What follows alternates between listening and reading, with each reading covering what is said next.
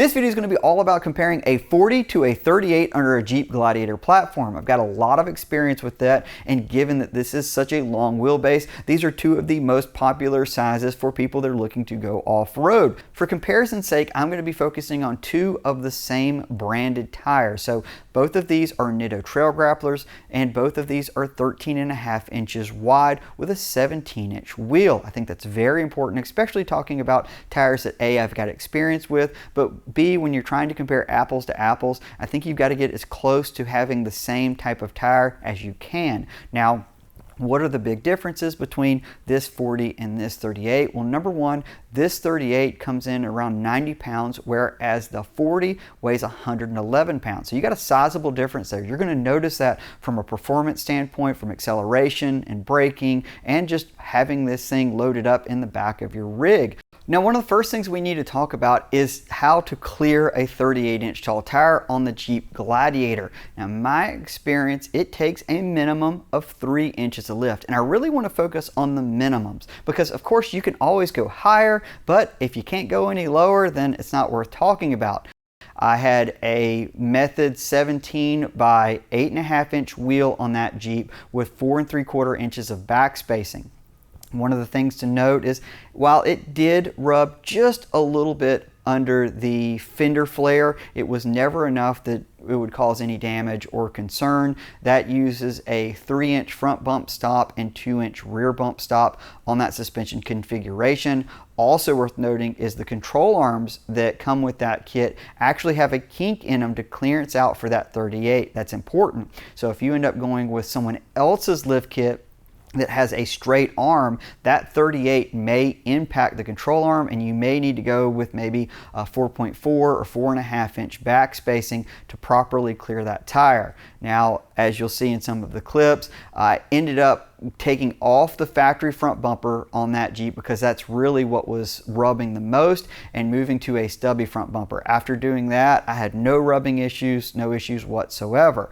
Now, the Gator or the granite crystal metallic Jeep that you'll see here has actually gone under a handful of different suspension changes, and as I'm standing to it next to it right now, it has a rock crawler 4.5 inch lift, which more than clears the 40s. Now, for comparison's sake to this video, I am going to focus on how the Jeep was when it just had a 3-inch JKS suspension and the 40-inch tall tire. Now, how do you run a 40 with just 3 inches of lift? Well, you're going to have to split the fender flare on the Jeep. So I have a Rubicon. Both of these are actually Rubicons, and it's important to note that with the Rubicon, you can split the fender flare, which is going to give you a few inches of room all the way around, and that's going to be a pretty big deal when you're trying to cycle such a massive tire. Now, to bump it, this is where it gets a little different because I do have a Pro Rock XD60 axle set under the granite crystal metallic Gladiator. That is 72.5 inches wide, and it has a 5.5 inch back space. And I tell you all this not to try to confuse you with numbers, but I want to be very clear that my track width is a little different than what the standard track width is going to be on a factory Gladiator. With so much numerical back spacing, it isn't super off from what a regular axle would be, but I do think it's worth noting because there's going to be maybe some differences there. But ultimately, if you want to run a 40 and not split the flare, you're going to have to raise this thing significantly, at least 4.5 inches, or you're going to have to bump it very aggressively, which is really going to cut into your up travel, and I don't recommend that. Now, if you're going to be moving up to such a large tire, you do need to plan on doing differential gears. A question I get a lot about is what's a good differential gear ratio for going with such a big tire? Now, with the 38s, in my experience, I had a set of 488 differential gear axles that I had already swapped out from under this Jeep that's next to me. And when I put those 488s in with the 38s, it was knowing that that was probably going to be a little under geared. And I was surprised with actually how well it worked. I could keep 8th gear on the interstate. Around town, it really livened the Jeep back up. Had I done it again or was actually going to buy a new set of gears, it probably would have made more sense to go with at least a 513. Now there's a lot of talk about, well, when you go with such a high numerical gear, the pinion gets really small and you got to worry about that breaking. I think that is more of an issue with the stock axle set, and if you're going to be shock loading the axle, for most people that are just doing light off-roading, I don't think it's really going to be that big of a deal. So if you're asking me, hey, what gear would you go with a 38? I would go with at least a 513. I think that's really going to give you a good balance. That's assuming you do have the 3.6 liter with the 8-speed automatic. That's just my experience. Again, I made 488s work. It wasn't terrible, but a 513 probably would have been a little bit better. Now, that being said, if you're thinking about going 40s, I say put all the differential gearing you have at it. If you are still going to run 40s on a stock axle, I've got my opinions of that I'll share at the end of the video, but you need to put as much gear as you possibly can, because at this point it's less about worrying about the tiny pinion and more about really getting this thing down the road. I have 538 differential gears in my Pro Rocks with the 40s, and I have driven this thing cross country multiple times. And when I say cross country, I'm saying from Wilmington, North Carolina, right here on the coast, to like the Rubicon Trail, taking it to Moab. Like, these are long distance drives where sometimes interstate speed is like 80 miles an hour. And this Jeep will absolutely do it, but I will tell you, there's plenty of times where I've been on the interstate with this thing loaded down with stuff, and I wish it had like a 617 gear. A little bit more gear would not hurt. Now, another important thing that these tires definitely impact is going to be your steering.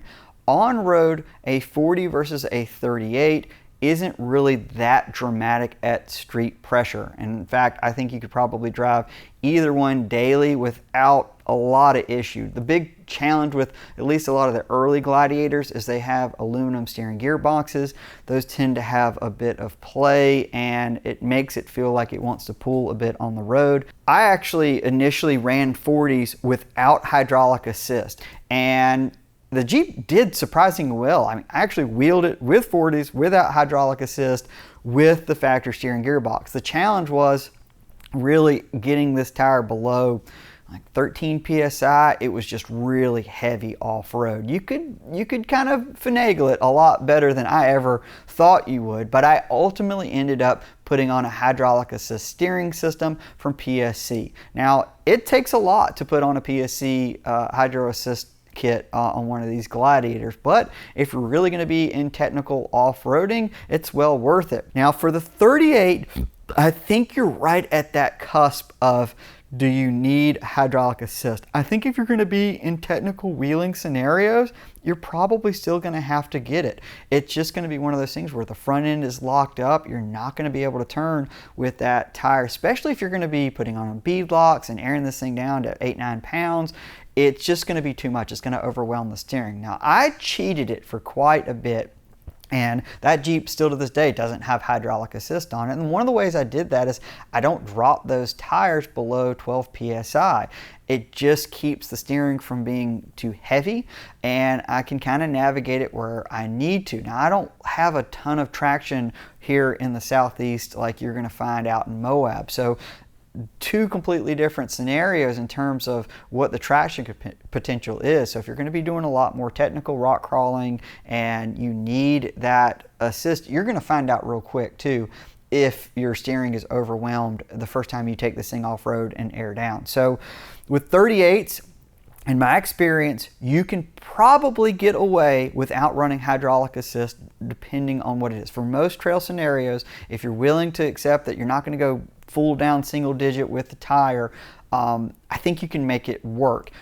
So now let's talk about performance. Let's talk about on-road and off. Let's go ahead and get on-road out of the way because we've already kind of talked about gearing. In terms of ride quality and overall handling, there's not a huge difference between these two tires. It's pretty minimal. In my experience, the ride quality and basically how the Jeep handles from one tire to the other isn't wildly different. Yes, the 40s are going to be heavier, so you're going to notice a bit more of a lag in braking and acceleration performance, but if you do a good set of differential gears that are high enough, I don't think it's going to kill you one way or the other in terms of acceleration off the line. Again, I've got 1-ton brakes because I've got this Dynatrac axle set. So my Jeep brakes fantastic. I've got no complaints. In terms of 38s and how it feels on the road, the stock brakes don't feel terrible, but maybe it could benefit from a larger brake set. I personally never invested in it because I never felt like the stock brakes were underwhelming enough where it needed it. It's not a race car, it's a Gladiator. In my opinion, the stock brakes really aren't that bad and will work well enough for the 38. I don't pull trailers with these Jeeps, so if you do, you might want to look into a big brake kit in terms of performance and acceleration. Same thing with the 38. If you put the right differential gears in it, I don't think it's going to rob you that much where it makes that big of a difference. Both of these tires are load rated correctly for the vehicle, so that's not a big deal.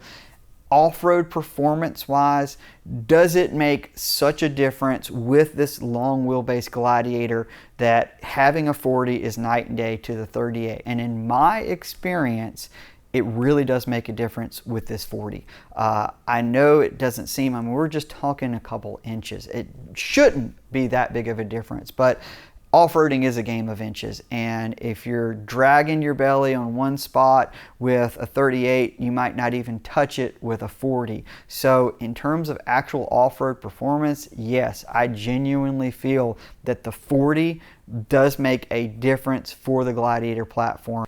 That being said, 38's really made a big difference in terms of overall footprint and how the ride was on the Jeep. I felt like a 38 compared to a 37, the 38 really made a difference in ride quality, and that little bit of sidewall made the Jeep just really ride great off-road. So I do like it, and I do prefer it for the Gladiator over a 37.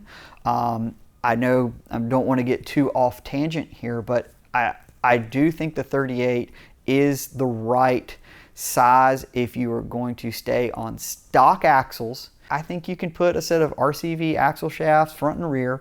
I think you can do a set of good Dynatrac ball joints, get rid of the aluminum knuckles and get a set of iron knuckles. I think Synergy now makes some, Curry makes some, and you can probably make that axle set live so long as you drive like you have 44s and not 60s. That's a big difference. You know, driving style and knowing when to say when is going to be a huge deal on off-road with these tires. So that is, you know, the rub of, if you're going to go 40s, in my opinion, I think you got to plan on going 1-ton axles. I know there's plenty of people that are not going to do that, and I think it's awesome. I'm not hating on that in any way. I'm just saying what made me most comfortable is to do it.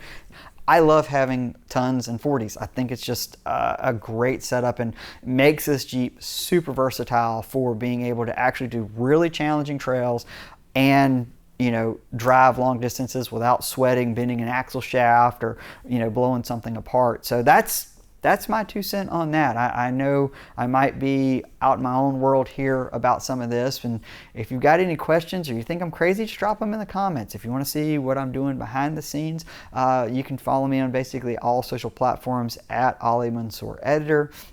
As always, appreciate you guys watching these videos. If you did find them informative and helpful, like, subscribe to the channel. It absolutely helps. The goal with all of these videos is to educate, entertain, inform on really all things automotive. We're doing our best here. We've got a really good crew of people that are creating some really cool content. So if you like what you see, come be part of this journey. I've got some more Gladiator videos coming very soon. I've got some other Jeep videos coming and some stuff that isn't Jeep at all. So if you like some off-roading stuff, this is a good channel for that too. So as always, I appreciate you guys watching and I hope to see you on the trail.